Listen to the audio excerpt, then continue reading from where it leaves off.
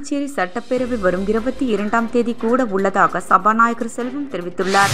புதுச்சேரி மாநிலத்தில் அரசு பள்ளி மாணவர்களுக்கு வாரத்தில் இனி 3 முட்டைகள் வழங்கப்படும் என பள்ளி மாணவர்களுக்கு மாலை நேர சிற்றுண்டி வழங்கும் திட்டத்தை துவக்கி வைத்த முதல்வர் ரங்கசாமி அறிவிப்பு. புதுச்சேரி மாநில அனைத்து தொழிற்சங்கங்கள், விவசாய சங்கங்கள், பத்திரிகையாளர்கள் சந்திப்பு கூட்டம் இன்று நடைபெற்றது. காஞ்சிமா முனிவர் அரசினர் பட்ட மேற்படிப்பு ஆய்வு நிறுவனத்தில் தமிழாய்வு துறை சார்பாக நடைபெற்ற விழாவில் ஏராளமானோர் கலந்து கொண்டனர். கதிர்காமம் தொகுதிக்குட்பட்ட பவளநகர் மற்றும் சத்ய சாயி நகரில் தார் சாலை அமைக்கும் பணிகளை சட்டமன்ற உறுப்பினர் KSP ரமேஷ் பூமி பூஜை செய்து தொடங்கி வைத்தார். புதுச்சேரி சட்டப்பேரவை வரும் 22ஆம் தேதி கூட உள்ளதாக சபாநாயகர் செல்வம் தெரிவித்துள்ளார்.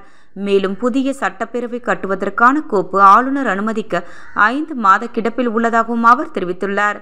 புதுச்சேரி சட்டப்பேரவையில் செய்தியாளர்களை சந்தித்த சபாநாயகர் செல்வம், புதுச்சேரி சட்டசபையின் 15வது சட்டப்பேரவையின் 4வது கூட்டத்தொடரின் 3வது பகுதி வரும் 22ஆம் தேதி காலை 9:45 மணிக்கு துவங்கப்படும் என்றும், அன்றைய அரசு செலவினங்களுக்கான ஒப்புதல் பெறப்படும் என்றும், கூட்டத்தொடர் எத்தனை நாட்கள் நடைபெறும் என்பது குறித்து அலுவல் ஆய்வு கூடி முடிவு செய்யப்படும் என்றார். தொடர்ந்து பேசிய அவர், தற்போதுள்ள சட்டமன்ற கட்டிடம் மிகவும் நலுவடைந்து உள்ளதாகவும், புதிய சட்டமன்ற கட்டுவதற்கான நடவடிக்கை எடுக்கப்பட்டுள்ளதாகவும், இதற்கு மத்திய அரசின் ஒப்புதல் பெறப்பட்டு திட்ட மதிப்பீடு செய்யப்பட்டு கோப்பு ஆளுநருக்கு அனுப்பப்பட்டுள்ளதாகவும், ஆளுநருக்கு அதில் சில சந்தேகங்கள் உள்ளதால் 5 மாத கோப்பு ஆளுநர் மாளிகையில் உள்ளதாகவும், விரைவில் அனுமதி பெறப்பட்டு பணிகள் துவங்கப்படும் என்றார். மேலும் அரசுக்கு ஒத்துழைப்பு அதிகாரிகள் மாற்றப்பட்டு வருவதாகவும், அதன் அடிப்படையில் தலைமை செயலர் இடமாற்றம் செய்யப்பட்டார் என்றும் அவர் தெரிவித்தார். புதுச்சேரி மாநிலத்தில் அரசு பள்ளி மாணவர்களுக்கு வாரத்தில் இனி 3 முட்டைகள் வழங்கப்படும் என பள்ளி மாணவர்களுக்கு மாலை நேர சிற்றுண்டி வழங்கும் திட்டத்தை துவக்கி வைத்த முதல்வர் ரங்கசாமி அறிவிப்பு. புதுச்சேரியில் அரசு பள்ளியில் படிக்கும் மாணவர்களுக்கு மாலையில் பள்ளி முடிந்து செல்லும் போது சிறுதானிய சிற்றுண்டி வழங்கும் திட்டத்தை காட்டேரிக்குப்பம் இந்திரா காந்தி அரசு உயர்நிலைப் பள்ளியில் நடந்த விழாவில் முதல்வர் ரங்கசாமி மாணவர்களுக்கு சிறுதானியங்கள் அடங்கிய பிஸ்கட்டை வழங்கி திட்டத்தை தொடங்கி வைத்தார். அதன்படி வாரத்தில் 2 நாட்கள் திணை, கேழ்வரகு, சோளம், கம்பு ஆகிய சிறுதானியங்கள் அடங்கிய பிஸ்கட் மற்றும் மிட்டாய் வழங்கப்படுகின்றது. இந்த விழாவில் கல்வி அமைச்சர் நமச்சிவாயம், சபாநாயகர் செல்வம் ஆகியோர் பங்கேற்றனர். இந்த விழாவில் பேசிய முதல்வர் ரங்கசாமி, புதுச்சேரி அரசு கொடுத்த வாக்குறுதிகளான மகளிர் உரிமை தொகை, பெண் குழந்தைகளுக்கு 50,000 வைப்புநிதி, இலவச காப்பீட்டு திட்டம், மாணவர்களுக்கு மடிக்கணினி வழங்கப்பட்டு வருகின்றது. அரசு யாரையும் எதையும் போராடித்தான் பெற வேண்டிய நிலைக்கு தள்ளப்படாது, அரசு சொன்னதை செய்து வருகின்றது என கூறி பெருமிதம் கொண்டவர், கடந்த ஆட்சியில் மாணவர்களுக்கான திட்டங்கள் எதையும் செயல்படுத்தவில்லை என குற்றம் சாட்டியவர், அரசு அதிக நிதியை கல்விக்கு ஒதுக்குகின்றது, ஆனால் மாணவர்கள் நன்றாக படிக்க வேண்டும் என முதல்வர் ரங்கசாமி வேண்டுகோள் விடுத்தார். தொடர்ந்து பேசிய அவர், நலிந்த பல பொதுத்துறை நிறுவனங்களை மீட்டெடுக்க முடியவில்லை, ஆனால் மூடப்பட்டுள்ள லிங்காரெட்டிப்பாளையம் அரசு கூட்டுறவு சர்க்கரை ஆலை மீண்டும் திறந்து செயல்படுத்த அரசு நடவடிக்கை எடுத்து வருகிறது என்ற அறிவிப்பை முதல்வர் ரங்கசாமி வெளியிட்டார். இதனைத் தொடர்ந்து செய்தியாளர்களுக்கு பேட்டி அளிக்கையில், அரசு பள்ளியில் படிக்கும் மாணவர்களுக்கு மதிய உணவில் வாரம் 2 முட்டைகள் வழங்கப்பட்டு வந்த நிலையில் கூடுதலாக 1 முட்டையை சேர்த்து மாணவர்களின் உடல் ஆரோக்கியத்தை பாதுகாக்க இனி வாரத்தில் 3 முட்டைகள் வழங்கப்படும் என்ற அறிவிப்பையும் வெளியிட்டார். புதுவை லாஸ்பேட்டை நரிக்குறவர் காலனியை சேர்ந்தவர் முத்துப்பாண்டி, இவரது மனைவி விஜயலட்சுமி இருவரும் புதுவை கடற்கரை சாலையில் பலூன், பொம்மை போன்றவற்றை விற்பனை செய்து வருகின்றனர். இவர்களுக்கு 4 வயதில் பெண் குழந்தை உள்ளது. நேற்று இவர்கள் வழக்கம் போல் கடற்கரை சாலையில் வியாபாரத்திற்கு வந்துள்ளனர். நேரு சிலை அருகே அவர்கள் வியாபாரத்தில் ஈடுபட்டனர். அப்போது 4 வயது பெண் குழந்தை அருகில் விளையாடி கொண்டிருந்தது. திடீரென குழந்தை காணவில்லை. இதனால் பதறிப்போன முத்துப்பாண்டியும் அவரது மனைவி விஜயலட்சுமியும் அக்கம் பக்கத்தில் குழந்தையை தேடினர். ஆனால் கிடைக்கவில்லை. குழந்தை காணாமல் பெற்றோர்கள் தவித்ததால் அங்கு கூட்டம் கூடியது. இதுகுறித்து அறிந்த பெரிய கடை ஆய்வாளர் ஜெயசங்கர், உதவி ஆய்வாளர் முருகன் மற்றும் போலீசார் விரைந்து சென்று குழந்தையை தேடினர். இதனிடையே அப்பகுதியிலிருந்த கண்காணிப்பு கேமராவை ஆய்வு செய்ததில் 2 வாலிபர்கள் செல்வதும் குழந்தை அவர்கள் பின்னால் செல்வதும் பதிவாகி உள்ளது. இதனை வைத்து போலீசார் விசாரணை நடத்தி வருகின்றனர். அந்த வாலிபர்கள் குழந்தையை கடத்தி சென்றார்களா என்ற கோணத்திலும் விசாரணை நடத்தப்பட்டு வருகிறது. புதுச்சேரி மாநில அனைத்து தொழிற்சங்கங்கள், விவசாய சங்கங்கள், பத்திரிகையாளர்கள் சந்திப்பு கூட்டம் இன்று நடைபெற்றது. பிப்ரவரி 16 புதுச்சேரி மாநிலத்தில் வேலைநிறுத்த கிராமப்புறங்களில் பந்த், பேரணி, மறியல் போராட்டங்கள் நடைபெற உள்ளது. இது சம்பந்தமாக அனைத்து தொழிற்சங்க தலைவர்கள், விவசாய சங்க தலைவர்கள் பத்திரிகையாளர் சந்திப்பு கூட்டம் 15/2/2024 காலை 11 மணியளவில் ரோடியர் மேல் வீதி, முதலியார்பேட்டை ஏஐடியூசி அலுவலகத்தில் நடைபெற்றது. ஏஐடியூசி மாநில பொதுச் செயலாளர் சேது செல்வம் போராட்டம் சம்பந்தமாக செய்தியாளர் சந்திப்பில் எடுத்துக் கூறினார்.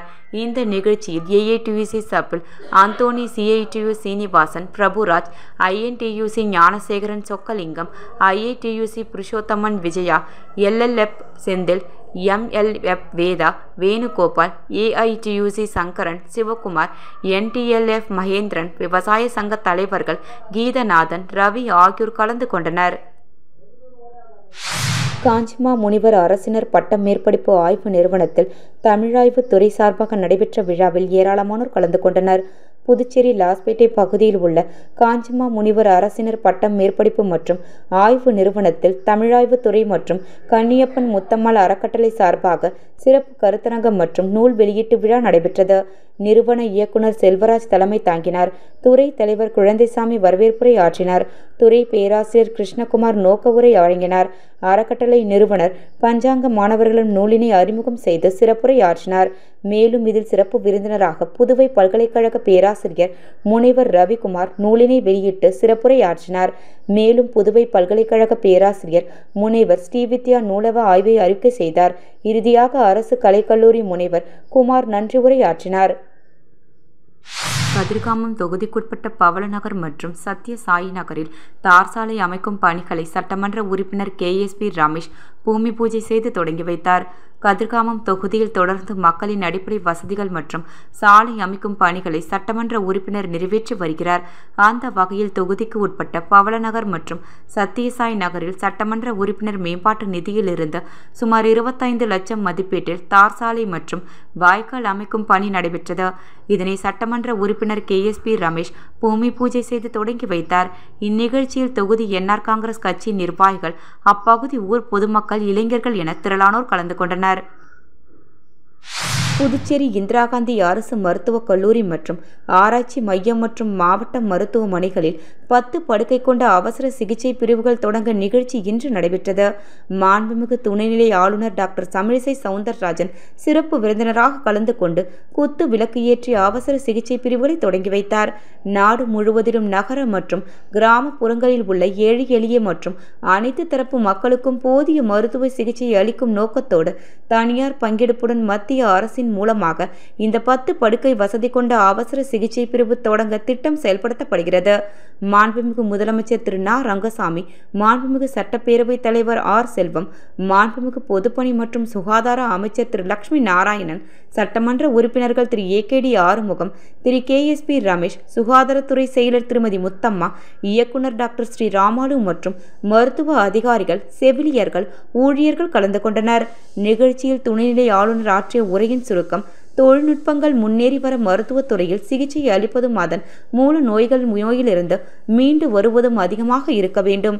இந்த நிலையை ஏற்படுத்தி தந்த இந்த தொழில்நுட்ப வல்லுநர்களுக்கு எனது பாராட்டுக்களை தெரிவித்துக் கொள்கின்றேன். எத்தகைய தொழில்நுட்பமாக இருந்தாலும் அது சாமானிய மக்களுக்கு சென்று சேரவில்லை என்றால் அதில் எந்த பயனும் இல்லை. பாரத பிரதமரின் மருத்துவ கட்டுப்பாட்டு திட்டத்தின் மூலம் இதுபோன்ற திட்டங்கள் அனைவற்றையும் செய்து சேர்ந்துள்ளது. இந்த தொழில்நுட்பம் சாமானியர்களுக்கு கிடைப்பதற்கு மத்திய அரசுக்கும் மாநில அரசுக்கும் நன்றியை தெரிவித்துக் கொள்வோம். ஏழைகளின் பரிதவிப்பை நான் மருத்துவராக பணியாற்றிய போது பார்த்து வளர்ந்திருக்கிறேன். இன்னும் அதிக வசதிகள் இங்கே இருக்க வேண்டும். சில நேரங்களில் டயாலிசிஸ் சரியாக செய்யாத பட்சத்தில் ஒருவர் இறக்கும் நிலை கூட ஏற்படும். குஜராத் மாடல் டயாலிசிஸ் முறையும் இதைத்தான் கூறுகிறது. அது ஒரு நாடு ஒரு டயாலிசிஸ் முறையில் மிக சிறப்பாக செயல்பட்டு வருகிறது. அதனை புதுவையில் செயல்படுத்த பல முயற்சிகள் மேற்கொண்டு வருகிறேன். ஆனால் சில சிக்கல்கள் இருக்கிறது. இது குறித்து முதலமைச்சரிடம் வேண்டுகோள் வைக்கிறேன். எல்லா துறைகளிலும் தொழில்நுட்பங்கள் வர வேண்டும். எல்லா சாமானியர்கள் கிடைக்க வேண்டும்.